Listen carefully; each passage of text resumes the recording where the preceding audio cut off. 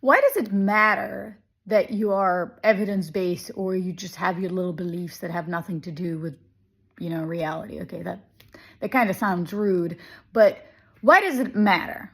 Right? It matters in every single part of your life. But why does it matter in English? Here's an example. You have an hour of time.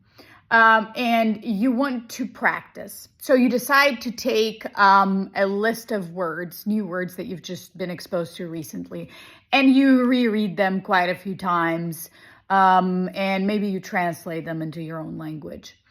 And then in a different scenario, you have 1 hour as well, but instead of doing that, you test yourself on those words, or maybe you write examples with those words.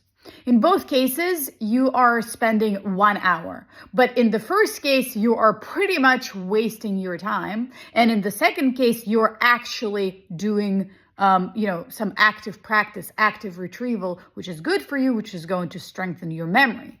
So both cases, like I hear people do this all the time, just reread their list of words, like every single day, really. And they're wasting their time. They're not using evidence-based practice methods. They're just doing something. The same way if I have a stomachache and I take some bullshit leaf that nobody really knows if it does anything, it's not likely to help me. It might hurt me. But if I take a medicine that was developed, that was tested and proven safe, then I know it's gonna likely help me. So being evidence-based is not just about stomach aches or your English homework. It's about everything. If you live your life and you just do stuff just because somebody said so, it's really stupid because you're going to just waste a lot of time and energy. But if you're doing things that are evidence-based, then your chances of getting the result you're hoping for are much higher. And I mean, before recording this video, I was like, should I even talk about it? It sounds kind of rude, and I guess it does. I just get really triggered when people don't understand the very basic fact that it makes more sense to follow evidence than to follow, feelings.